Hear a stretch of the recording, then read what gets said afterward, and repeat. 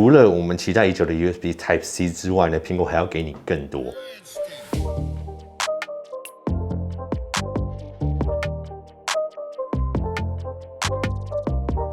大家好，我是陈哇，那这个应该是大家期待非常久的消息啦，尤其是很多 iPhone 的用户哦，这万年不更新的用户都是在等待这一刻的到来。然后在综合我们现在看到苹果副总裁的这个专访后，发现这个消息是可信度越来越高。那我们也会讲到这个苹果汽车的部分，因为我们上次在去特斯拉发表会的时候，发现大家对这个苹果汽车不管是期待度或是对这个特斯拉汽车的这个喜爱度其实都非常的高。那我也发现我们的观众族群里面哦，非常多部分的人也都是喜欢特斯拉或者喜欢关注这类电动车啊、未来这些自动驾驶这些议题的人，那同时也有可能也是特斯拉的车主了。那发现这个比例真的还蛮高。那我们上去了这个 Model Y 的发表会嘛，那很多观众不管是已经下定了，或是可能在考虑下定的，他们都有问一个我觉得还蛮有趣的问题。那其实我刚好心里对这个议题也是花非常多时间去研究，因为我自己也非常有兴趣。那就是这次 Model Y 他们移除了这个算是这个车子四周围的这个应该讲是雷达、超音波雷达还是什么，我不太确定正确的翻法。反正就是他们现在这些我们可能平常在用车的人，你习惯嘛，可能车子四周都有一些雷达，那你在停车的时候，不管是对周围的障碍物或是其他的车子，都能很确切的判断它的位置的远近。那现在这个新的 Model Y 或是他们可能未来的车款会移除这个雷达的部分，那完全使用它车子四周围的相机来取代雷达。这个不单单只是在你平常停车，那可能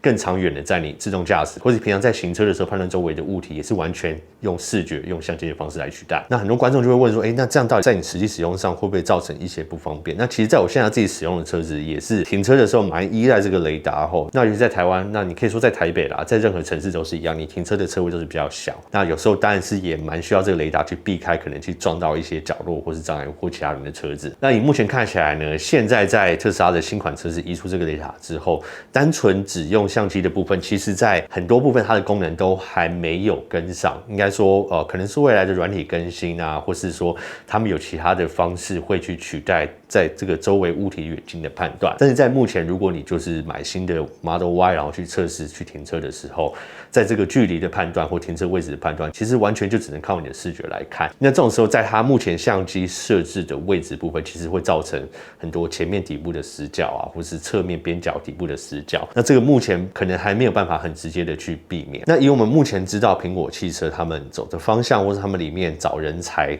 使用这些技术的话，不管是在自动驾驶或是他们驾驶辅助这些安全性辅助上面，他们有非常大的部分着重在这个不仅是雷达，还有 LiDAR。那这个部分特斯拉现在也不要去用它。那也造成很多两派的说法，有人说完全使用视觉来判断行车或是行车周遭或自动驾驶的方式会是一个比较正确的方式。可是你也有另一派说，其实用 LiDAR 可以准确的扫描出物品，判断它的远近会是更安全的方式。那这个以特斯拉他们自己的讲法，或者他们自己内部参与这个部分的人讲嘛，他们是认为你有很多的雷达，然后你同时有相机，然后又有 LiDAR 的话，那你在这个物品的判断，很多时候它有太多的资讯要整合在一起嘛。比如说像这样的 iPhone， 你有相机又有 LiDAR， 那你在自己在尝试在场景在扫描的时候，它的 LiDAR 跟相机是结合起来去判断，那你自然有非常大的数据量需要去结合在一起。那这种时候，你到底是 LiDAR 对这个物品的判断优先，还是相机对这个物品的判断优先？那其实我们平常在扫描物品家具的时候，这些都不太重要了，那它判断错也不是什么大的问题。可是如果你讲到自动驾驶的话，前面可能是一台车，前面可能是一个人骑脚踏车，还是一个废弃物，还是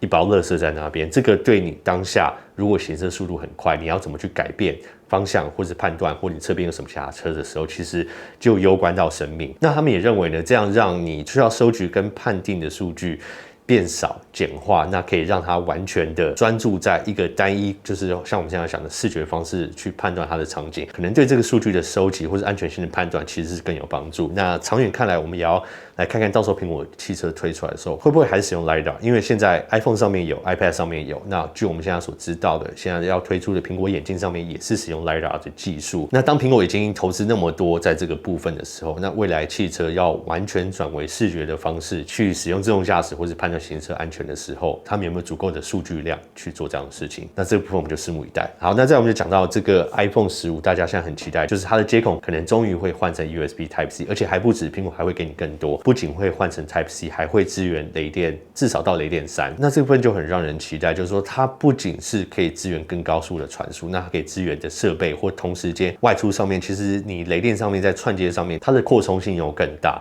那这个让我自己想起来的话，会不会就是说它可能要跟苹果眼镜上面的串接的资源啊，或是可能跟未来其他不一样的产品上面串接的资源，可能就是从这一颗 iPhone 15 Ultra 开始，我们先有这样的规格在上面。那另外一点呢，又是苹果副总的这个访谈。那这个华尔街日报的访谈，我觉得是蛮有趣，也出来一段时间，大家可以去看吼。那他的问题算是蛮锐利。一开始他问他们，苹果这两个资深的大头，就是说，我们这边有 USB Type C， 我们有 Lightning。那以前我们还可以讲说，都是其他的阵营在用 Type C， 你们用 Lightning。可是现在，你们的 Mac、你们的 iPad 很大部分的产品线都换到 Type C 的情况下，那为什么 iPhone 还没有？那这个其实它里面有很多的这个攻防啦。那苹果行销副总的讲法就是说，其实他们不愿意换，因为中间有很多的问题。那他们认为 Lightning 也不是一个不好的接头，那这点我是承认。只是你为什么在现在 iPhone 14的 Lightning 上面传输速度还是只有 2.0？ 那你同时又有给它 ProRes 一些很高规格录影档案的资源，可是你在传输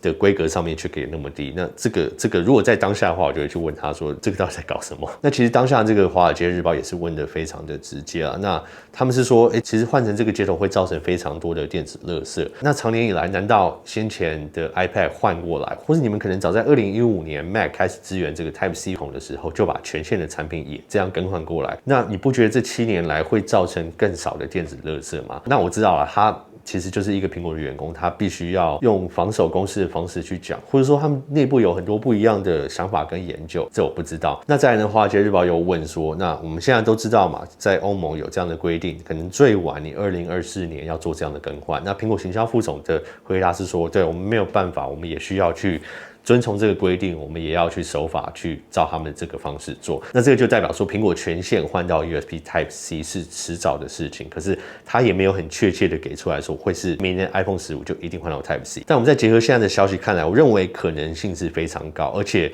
它的实际应用上面也真的也是到了这个时候需要去做这样的更换。那我个人比较希望看到的是全线一起更换，不要又只有锁在最高阶的版本。但是我不希望看到的是，当你全线更换之后，我们又看到在 iPad 10那样，可能有低阶的版本是换到 Type C 的接口，可它下面的传输的速度又一样是只有卡在 USB 2.0。那当然，或许你很多这些高阶录影的规格本来就没有下放到入门版本的 iPhone， 那可能你也不用太高阶的传输。可是我们就先不要讲这些 ProRes 的这些影像传输。那像我自己家人有人，他们很喜欢用 iPhone 去做很多的录音，那其实他手机里面存的档案量是非常非常大。那这种时候他要做备份或传输的时候，那当然你可以说你用 WiFi， 那 WiFi 它传输速度也不慢，只是它稳定性真的还是有差，尤其在这种很大量档案要传输的时候，还是非常的不稳定。如果你全线都支援雷电3的话，那这种时候你直接接个雷电3放到现在 Mac 电脑上面也支援的雷电接口去做这样的资料备份跟传送的时候，是一个非常安全、非常稳定的方式。那我也看不出这样对消费者而言是有什么不好，会有什么缺点。那唯一啦，就是可能说你要有雷电3的接口在所有的 iPhone 上面，苹果要付出的费用又会更高，他们成本又会向上垫。那另外在规格上面，他们也说这次可能在高阶的 Pro 系列版本，他们在里面记忆体也终于会升到8个 GB， 然后在入门的15数字系列会到6个 GB， 但是可能我觉得也会跟这次 iPhone 14一样，在里面的使用的记忆体，他们规格上面会有点差距。那我认为在他们的处理器部分，从 iPhone 14这次先下了这次的先例之后，那我也觉得在15上面也可能只有在高阶版本我们才会看到新的可能3奈米的这个第2代3奈米的处理器在上面。那在入门的数字系列呢，他们也可以玩一样的方式，一样用 A15， 可是改善它散热的方式，让它的效能更好。那这个或许是我们在未来 iPhone 产品线全线都会看到这样的处理方式。OK， 好，那你们大家有什么想要分享、想要讨论的话，都欢迎在下面留言。然后是苹果店，我们下次见面见，拜。